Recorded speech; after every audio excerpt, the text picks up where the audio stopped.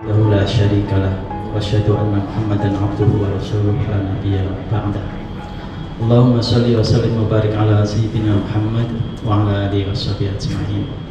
Yang mulia dan kami muliakan Bapak Ketua dan Ibu Wakil Ketua, rekan-rekan hakim dan seluruh peserta bimbingan mental Pelita Samarinda pada hari ini yang berbahagia. Puji syukur kita aturkan kepada Allah SWT. Salawat dan salam mudah-mudahan tetap tercurah kepada junjungan kita Nabi besar Muhammad SAW. Mudah-mudahan kita sekalian termasuk golongan orang yang layak mendapatkan syafaatnya kelak di yaumil qiyamah. Amin ya rabbal alamin. Bapak Ibu yang kami hormati, pada kesempatan ini saya menyampaikan kita kultum saja, insya Allah saya nggak lama karena memang kelihatannya banyak agenda yang akan disampaikan dalam monet hari ini. Oleh karena itu akan saya persingkat. Kami akan menyampaikan judul materi dengan judul golongan manusia di akhirat.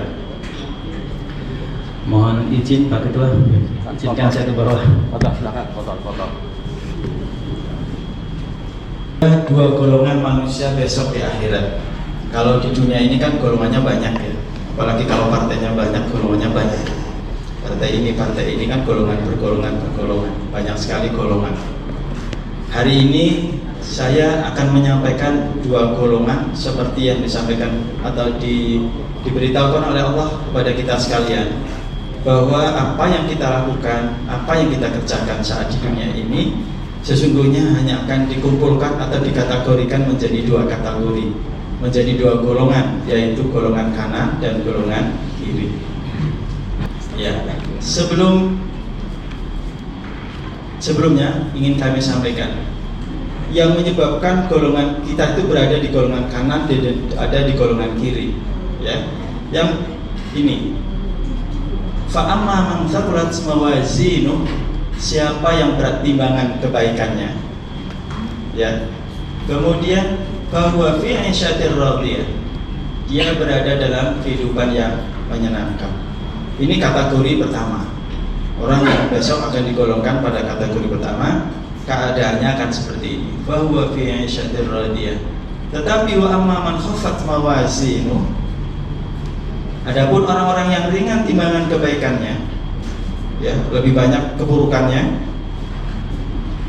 fa ummuhu hawiyah, tempat kembalinya adalah hawiyah atau neraka hawiyah. Jadi Bapak Ibu sekalian, hanya ada dua pilihan sebenarnya. Kita akan memilih jalur mana? Jalur kanan kah? Jalur kiri kah? Jadi tergantung kita. Jadi Allah tidak meminta kita sekalian ini menjadi golongan kanan semua, juga enggak. Allah tidak meminta juga atau tidak menjerumuskan kita supaya berada di golongan kiri supaya nerakanya penuh misalnya, enggak juga. Jadi terserah. Pada saat yang lalu kita sampaikan, kita punya kebebasan memilih mana yang kita inginkan, mana yang kita kehendaki, ya. Tetapi ada risiko pemilihan, Bapak Ibu sekalian. Kalau kita memilih jalur yang baik, maka tempatnya berada di ini, bahwa fi 'isyatir radiyah. Tetapi kalau kita memilih melakukan hal yang negatif, yang tidak baik, maka tentu tempatnya adalah hawiyah. Kemarin di dalam surat An-Nisa ya, ayat 13 dan 14 juga Allah menyampaikan seperti itu. Pernah kita sampaikan di sini bahwa Allah yang menunjukkan inilah jalanku. Ya, inilah jalanku. Siapa yang memilih kebaikan, maka tempatnya adalah surga. Siapa yang memilih kejahatan, maka tempatnya adalah neraka. Itulah, oleh karena itulah Bapak Ibu sekalian, kita kemudian menjadi golongan kanan dan golongan kiri. Yang pertama adalah golongan kanan. Golongan kanan ini ada beberapa surat atau ayat di dalam Al-Quran yang memberikan legalitas. Ada di mana sih sebenarnya kita, gitu ya. Yang pertama adalah di dalam surat Al-Waqi'ah ini ayat 27 dan seterusnya, bisa dibaca nanti kalau ngaji. Mungkin ada sudah hafal. Kiai Syarifuddin mungkin sudah hafal ini, biasa imam masjid. Jadi ashabul yamin ma ashabul yamin, golongan kanan, alangkah mulianya golongan kanan, fi sidri mahdud, mereka berada di antara pohon bidara yang tidak berduri. Pohon bidara di sini tuh banyak saya melihat tapi itu berduri. Ya, kalau kita mau ke musola di tempat saya itu ada beberapa pot bunga itu ada pohon bidara itu, tapi yang berduri. Tapi yang di sini adalah pohon bidara yang tidak berduri, watolhim mamdud, pohon pisang yang buahnya bersusun, kebernaungan yang terbentang luas, air yang tercurah. Ini menggambarkan bahwa sebenarnya satu keadaan, ya, keadaan yang menyenangkan. Apabila kita melihat dari kultur di mana pertama Al-Quran diturunkan kan di daerah yang gersang Pak, di Mekah. Ya, kalau kita melihat di sana hampir tidak ada tanaman, ya, kecuali sekarang. Dulu ya pernah ditanam, namanya kalau di Mekah sana nama dikenal dengan pohon Soekarno. Ya, Bapak Ibu yang sudah ke Mekah mesti tahu itu namanya pohon Soekarno ya. Yang dari Mekah Madinah itu banyak sekali pinggir jalan. Itu tuh ini pohon yang di sana tuh ada pohon itu rasanya udah seger sekali. Karena memang mayoritas di sana tidak ada tanaman. Lah ketika dibayangkan di sini ada terbentang luas, air yang tercurah, pohon pisang yang banyak. Kalau misalnya kayak di sini atau di Jawa, pohon pisang kan banyak, nggak ada masalah. Ngapain?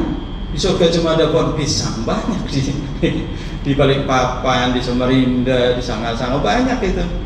Tapi ini gambaran pada saat itu menggambarkan bahwa keadaan di secara secara geografis waktu turunnya Al-Quran ini di Mekah sana itu dalam keadaan yang gersang, tidak ada tanaman. Kita gambarkan ada air yang tercurah, ada pohon pisang yang tersusun dan sebagainya. Ini satu keadaan yang luar biasa menyenangkannya. Kemudian ditambah lagi Bapak Ibu ayat berikutnya. Ya, di dalam Quran surat Al-Ma'idah masih ayat 32, buah-buahan yang banyak, wa fajatin katsirah, la maqtu'ati wa la mamnu'ah, wa urusyin marfu'ah. Ya, banyak sekali ini kategorinya. Buah-buahan yang banyak, yang tidak berhenti buahnya. Kalau di sini kan kita 6 bulan sekali paling cepat ya buah ya. Ini di sana tidak pernah berhenti buahnya, dan kasur-kasur yang tebal dan empuk. Artinya keadaan yang indah. Coba kalau kita di hotel misalnya di bintang 5 yang VVIP atau apa gitu ya, itu tentu kita enak kan di sana dibandingkan misalnya di rumah dengan alas kasur yang biasa atau busa-busa yang biasa gitu ya. Kemudian sungguh ada bidadarinya juga. Ya, kalau misalnya Mas Sampo ada bidadari gimana Mas kira-kira? Ya, senang kan? Jadi ada bidadari yang diciptakan secara langsung, membayangkan bagaimana kita ketemu bidadari yang gemulai misalnya, atau yang apa gitu yang kita inginkan. Semuanya terwujud dalam keadaan dengan secepatnya. Kemudian ini masih pikir ya, masih perawan. Ya, jadi kemudian dia penuh cinta dengan kita. Ini keadaan bagaimana enaknya orang berada di golongan kanan. Nikmat sekali lah, nikmat sekali di golongan kanan ini. Jadi bayangannya seperti itu, di golongan kanan itu seperti itu. Kemudian di dalam surat Al-Ghasyiyah ada lagi nih. Pada hari itu wujuhu yauma idzin na'imah. Jadi orang yang di dalam surga ini wajahnya berseri-seri. Ya, kayak pagi hari ini Ibu Asmah ya, itu tampak berseri-seri. Ya. Ya, Bu Asmah tampak berseri-seri pagi ini. Kira-kira begini, keadaan orang di surga itu berseri-seri semuanya, tidak ada yang cemberut. Kalau kita kan keadaan di sini kan lain-lain ya. Kalau yang pagi ini tadi istrinya marah-marah, anaknya rewel, macam-macam, sehingga di kantor itu formasinya beda-beda. Ada yang ada cemberut, ada yang ketawa, ada yang macam-macam ini. Jadi ini representasi dari keadaan kita sekalian ini. Besok di surga berseri-seri semuanya, gak ada yang susah, semuanya enak. Wajahnya seperti Inka lah kira-kira, tersenyum terus. Ya, Inka tuh tersenyum karena jejer sama siapa tuh duduknya tuh. Ya. Kemudian merasa puas karena usahanya. Jadi apa yang dulu kita lakukan di dunia dapat nikmati semua di sana, itu merasa puas. Ya Allah, dulu pernah aku berbuat ini, sekarang saya menikmati kebaikan yang pernah saya lakukan.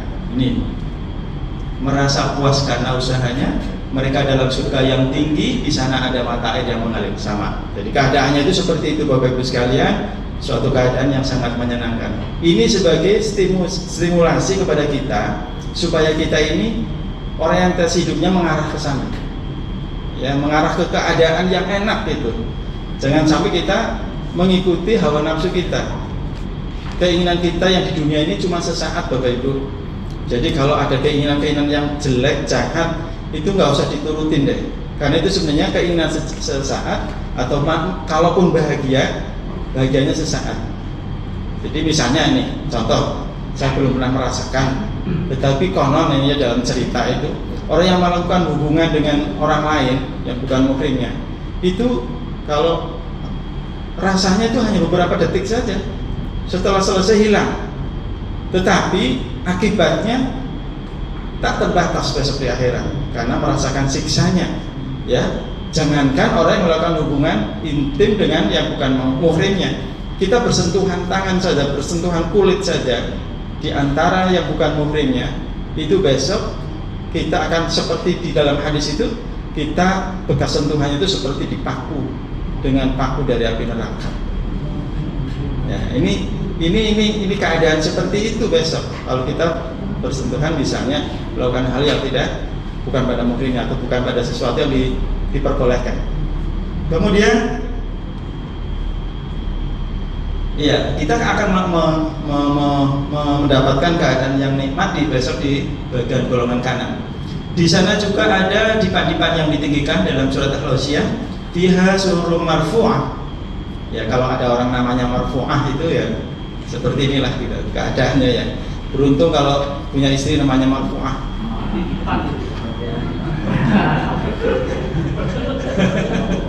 Marfu'ah ini ya. Siapa namanya istrinya siapa? Bukan marfu'ah ya. Kemudian ada gelas-gelas yang tersedia. Artinya kepengen minum tinggal ngambil, pengen kue tinggal ngambil, kepengen, kalau di sini mau anggur, mau kelengkeng kan jauh kan susah. Kadang-kadang kelengkeng sampai di sini kan sudah agak-agak layu ya, karena memang perjalanan panjang kan. Jadi sudah agak layu. Kalau di sana mau pengen kelengkeng, datang sendiri ada di situ kelengkeng. Kepengen anggur ada di situ. Pengen minum pun sudah disediakan ini. Ada gelas-gelas yang tersedia di dekatnya. Mau apa deh kita di sana bisa. Kemudian bantal-bantal sandaran yang tersusun. Artinya kita tuh tidurannya itu enak sekali gitu ya. Coba kita bayangkan kita tidur dalam keadaan seperti ini, dan permadani-permadani yang terhampar. Di sininya indah sekali dengan keadaan yang luar biasa. Ini golongan kanan. Kemudian masih golongan kanan pula ya. Nah, sekarang golongan kiri. Golongan kiri masih dalam surat Al-Waqiah, tapi ayatnya 41-56. Wasab shimal ma'asab shimal. Ya, golongan kiri, alangkah sengsaranya golongan kiri itu, fi samumi wa hamim wa dhillim miyahmun la baridi wala karim. Ya, ini keadaan yang tidak enak. Sebaliknya tadi enak, ini sekarang tidak enak. Mereka berada dalam siksaan angin yang sangat panas dan air yang mendidih. Jadi saya kebetulan baru pulang dari Jawa. Di Jawa itu udah lama nggak hujan. Di sana anginnya kencang, panasnya luar biasa. Jadi bahasa Jawanya itu apa ya? Panas tapi nggak enak gitu ya.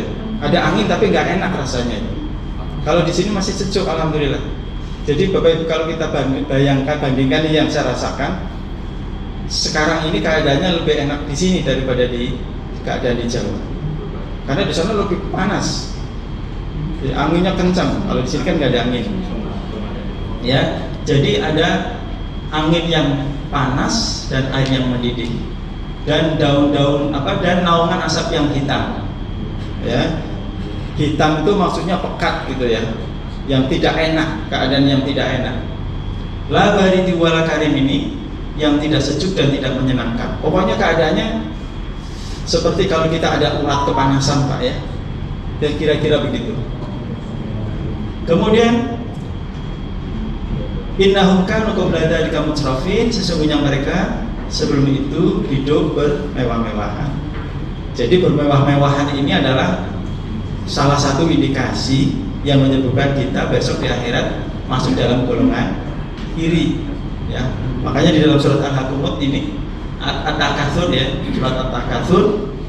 Ini alhaakumut takatsur, berbangga-bangga dalam memperbanyak dunia telah melalaikanmu hatta zurtumul maqabir, sampai kamu masuk ke dalam kubur. Artinya waktunya itu dihabiskan untuk kepentingan duniawi saja.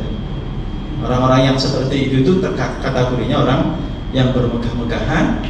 Di dalam ayat yang terakhir yang ke-8, tsumalatus alunna yauma idzin anin na'im, kemudian kamu pasti benar-benar akan ditanya pada hari itu tentang kenikmatan yang pernah didapatkan saat di dunia.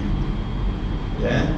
Jadi Bapak Ibu sekalian, kita hanya mengingatkan saja bahwa kehidupan dunia ini adalah sifatnya perantara, bukan tujuan. Ya, tujuan yang sesungguhnya adalah tujuan ridha Allah dan tempatnya di akhirat. Itu yang sesungguhnya. Sedangkan kehidupan di dunia ini sifatnya adalah tujuan sementara, maka sifatnya sebentar. Mungkin kita hanya 70 tahun, 80 tahun. Coba nenek-nenek kita sudah, apakah ada yang umurnya 80 tahun? Tidak ada kan?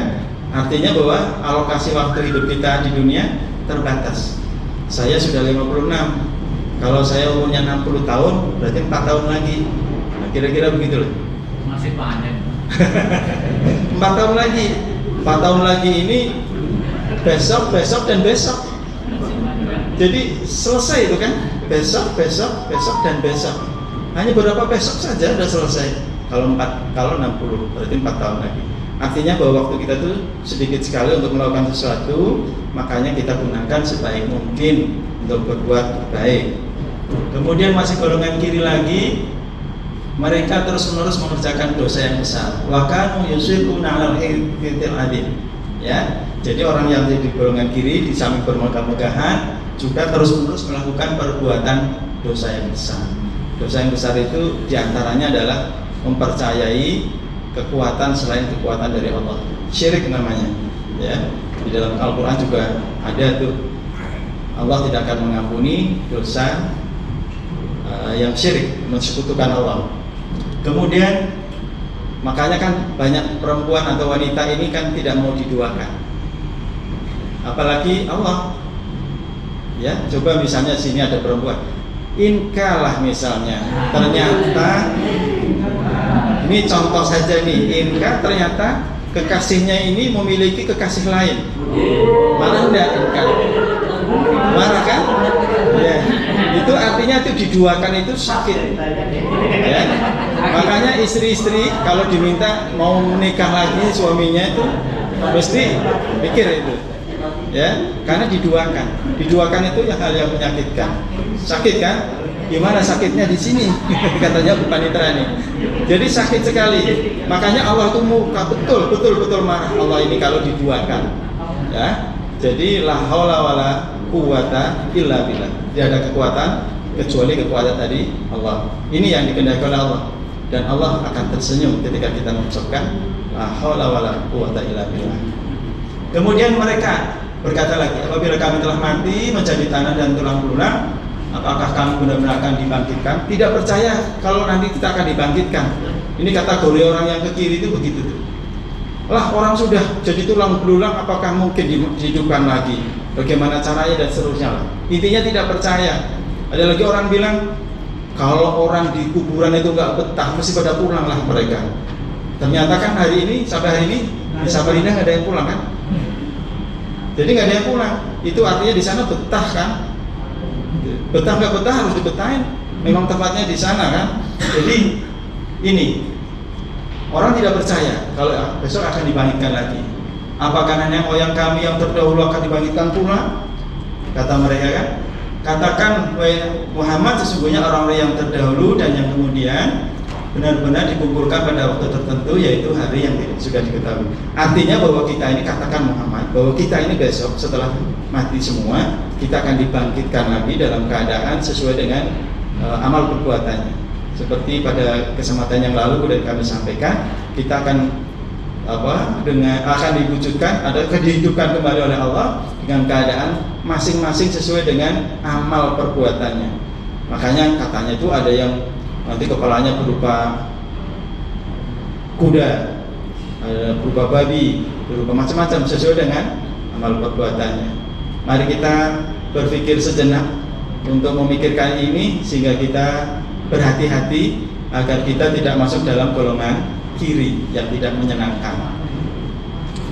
Kemudian, nah ini sesungguhnya orang-orang yang sesat lagi pendusta. Jadi orang-orang yang masuk golongan kiri begitu, pasti akan memakan pohon zakum. Lalu kamu akan memenuhi perut-perut dengannya. Jadi zakum ini akan memenuhi perut kita. Kemudian setelah itu untuk penawarnya adalah meminum air yang panas. Fasharibuna alaihi minal hamim.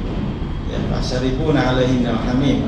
Jadi mereka akan minum dengan minuman yang air yang sangat panas. Ada nusuluhum yaumiddin. Inilah hidangan untuk mereka pada hari pembalasan. Jadi makannya zakum, minumnya minuman yang panas, yang tidak bisa mengenyangkan. Ini adalah ayat berikutnya. Ya, wujuhu yaumaidin khasyah. Dalam surat Al-Ghasyiyah ini, pada hari itu banyak wajah yang tertunduk hina. Jadi menyesali perbuatannya, tetapi penyesalan di sana sudah tidak ada gunanya lagi. Ya, karena memang di akhirat itu bukan tempatnya untuk memperbaiki, tetapi tempatnya untuk menikmati atau mendapatkan balasan dari apa yang pernah kita lakukan di dunia. Maka di sana hanya ada orang yang berhina aja, tertunduk hina. Ya. Kemudian mereka berusaha keras, lagi kepayahan. Mereka memasuki api neraka yang sangat panas. Kemudian mereka diberi minum dari sumber mata air yang sangat panas. Tusqa min ainin aniyah. Mereka diberi minum dari sumber mata air yang panas. Bayangkan Bapak Ibu sekalian, air yang kita sedang kehausan, mau minum pun airnya ternyata mata air yang panas. Kemudian tidak ada makanan bagi mereka selain dari pohon yang berduri.